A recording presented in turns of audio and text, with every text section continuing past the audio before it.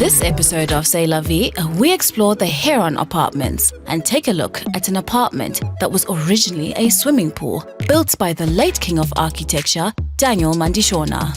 We also speak to his widow, affectionately known as Choni or Chiwoneso Mandishona. Next, we catch up with popular photographer Tinashe Gakaka, who drops gems on his photography journey and experience on featuring in Vogue Italy.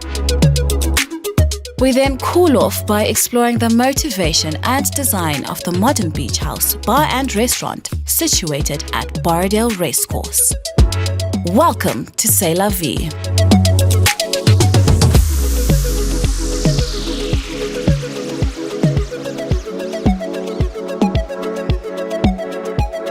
On today's episode of C'est la Vie, we explore the plush compound situated near Harare city center. Now get this apartment in particular was originally a swimming pool. Mr. Mandishona had over 35 years of experience in architectural design.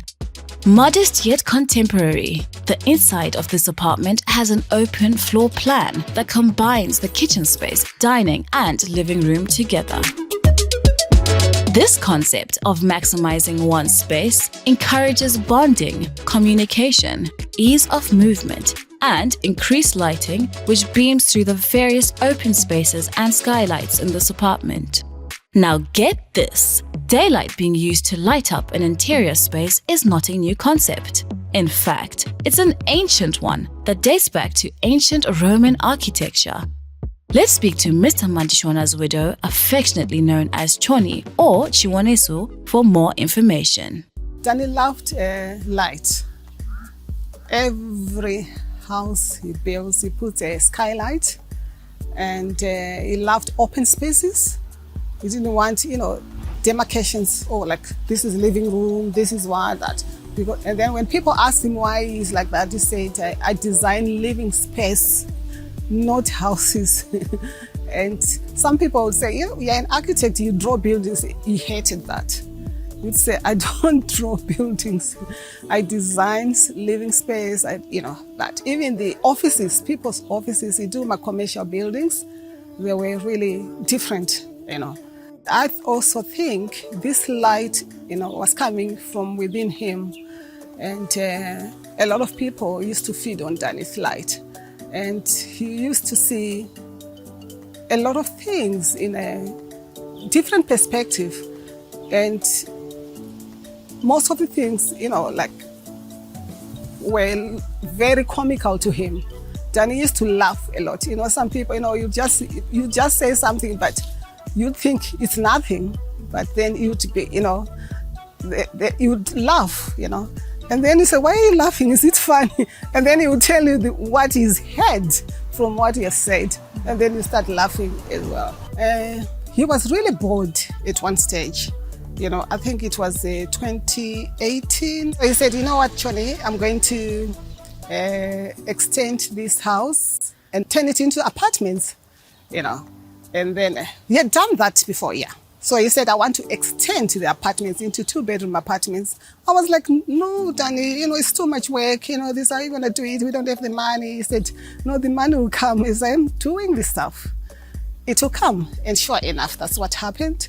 When it got to the one which was next to the pool, he said, "I want to turn it into a 2-bedroom apartment."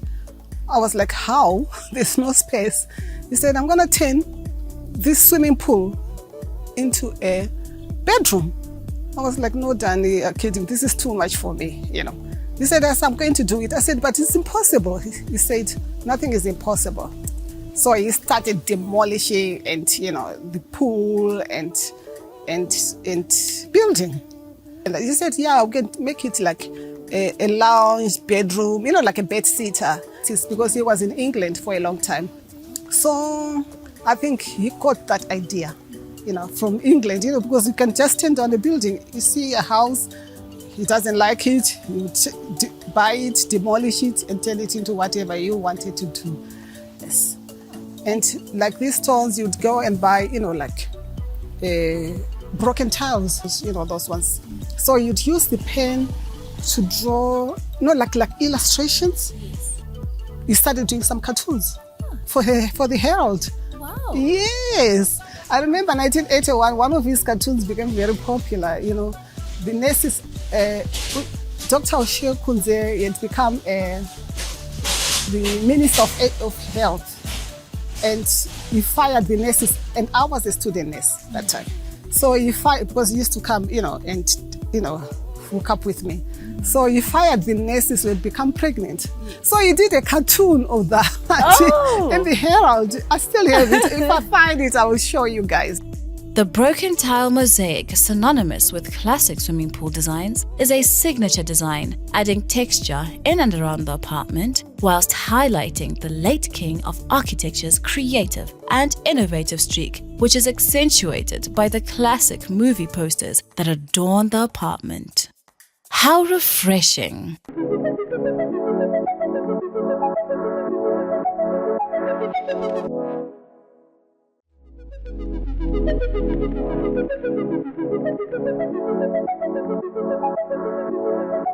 Up next, we catch up with popular photographer Tinashe Gakaka, who drops gems on his photography journey and experience on featuring in Vogue Italy.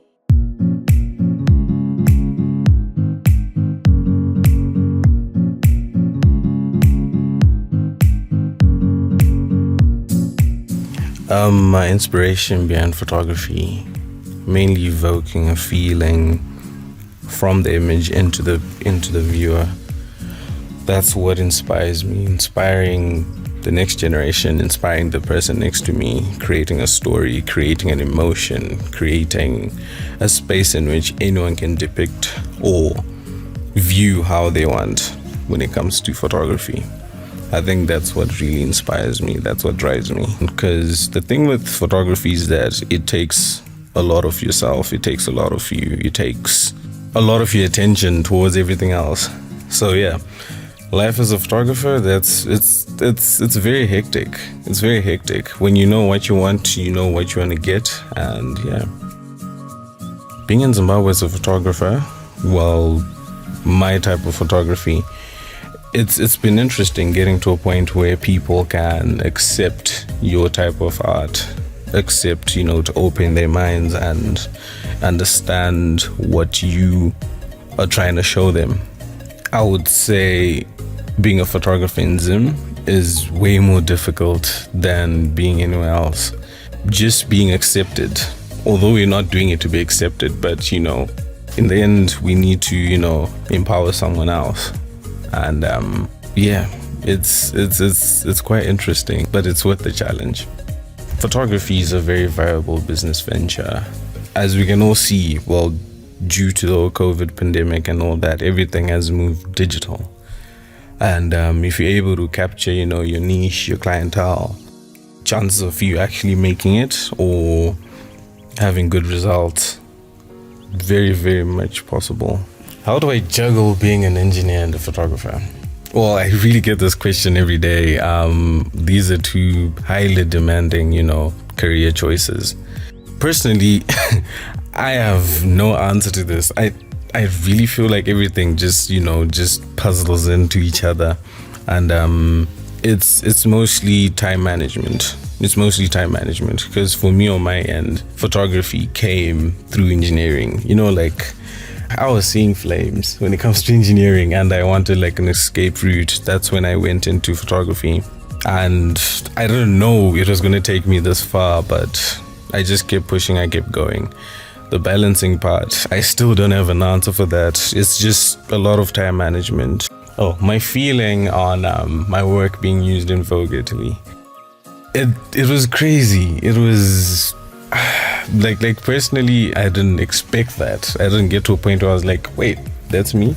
So seeing it, I had a really emotional burst, to be honest. It's a milestone. It's me looking back at, why I bought my camera the first time. Just to take pictures of rocks and flowers, random camera stuff. I didn't know it was going to bring me this far. Basically the whole journey. It just made me reflect on the whole journey, every single picture that I've taken, every single picture I've edited, every place I've been, every soul I've interacted with. It was a great milestone and a real confidence boost. The power of collaboration is something that's very important to me. It brings in different, minds together.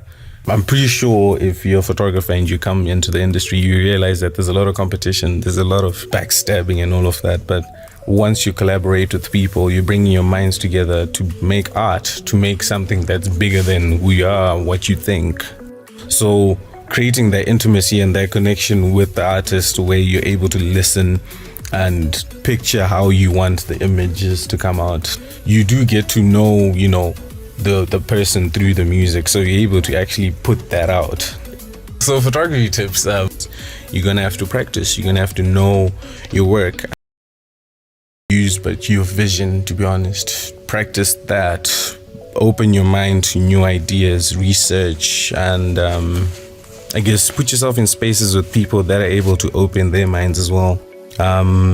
Also put more effort in understanding the business of photography, the financial side of it. Yes, you could be the best, but at the end of the day, you also need to put food on the table. A lot of photographers, creatives don't focus on that part, and you then sit down and wonder, why is my stuff not going?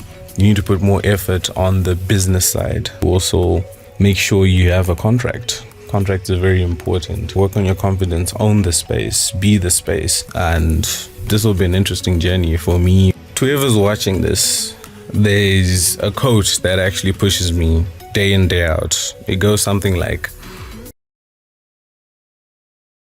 "We're able to do nothing in no time." 2022, Zim Creatives to the world. That's what we're going for, and we want it all. We want to be seen.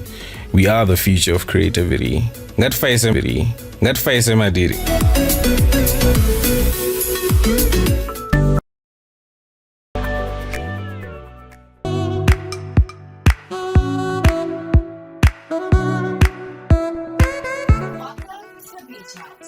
Yes, you heard me right. Located at the Barnhill Racecourse, right here in Harare, Zimbabwe. Now, whether you're looking to cool down with a cool refreshment, maybe catch a steaming meal, or frolic in the sand among the palm trees, this place is a perfect one for you. So come on, let's try it.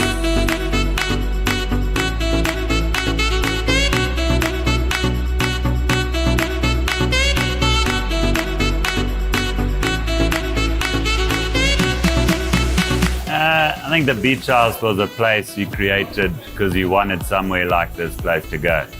So we wanted to create a place we wanted to go to and hope that others would feel the same. So we built very quickly, and we did most of the build in about 11 weeks from start to finish.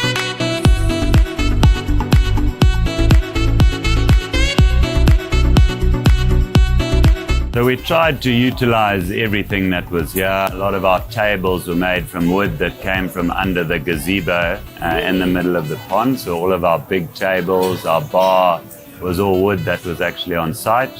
And then we've tried to use a lot of local and recycled things. There's old boats from Bingo we've used. We've used pallet ceiling throughout, which is obviously all recycled, and a lot of lights and tables.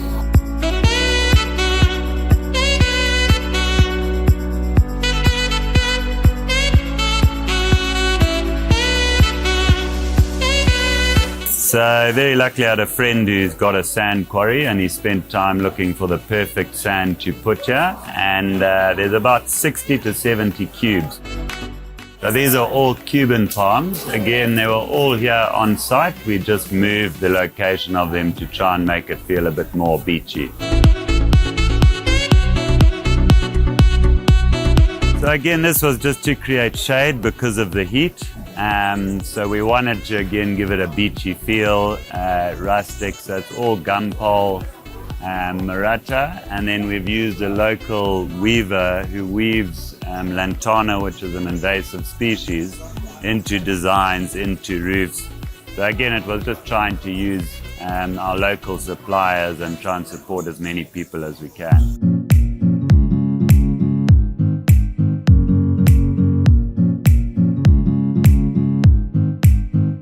So this is all of the wood that we recovered from underneath the gazebo.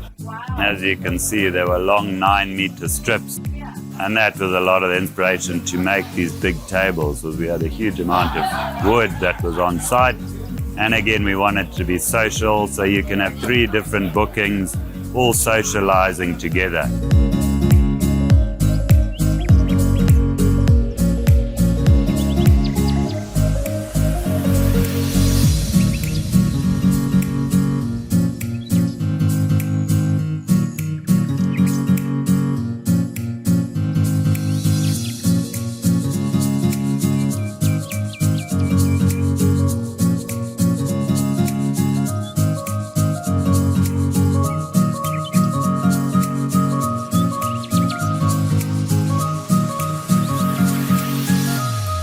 Our outside bar, which we haven't decided what we're going to do with it exactly. And so we're debating whether we turn it into an oyster bar or something. Again, it'll come with time. In the front of the bar was all of our scrap to try and again use every little bit of wood that we could without having to go and buy new wood. And some of these are 67 and they're still intact, still hold water, still float.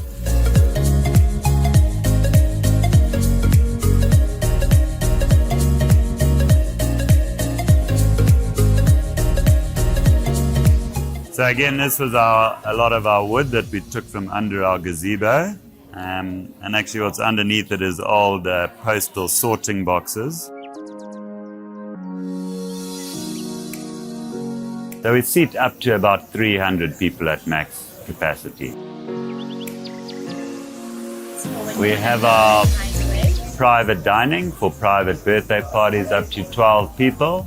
And we have our gazebo that you can also rent out or you just use for bigger bookings.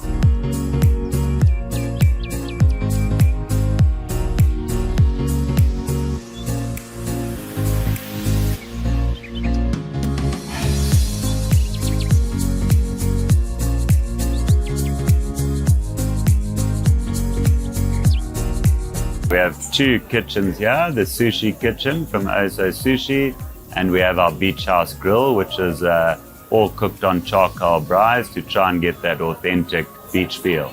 Zim is lacking in having enough good venues with good food, good drinks, and we kind of wanted to bring that into Harare and make you feel like when you came here, you didn't feel like you were in Harare and you got a bit of a break from reality for a small period of time.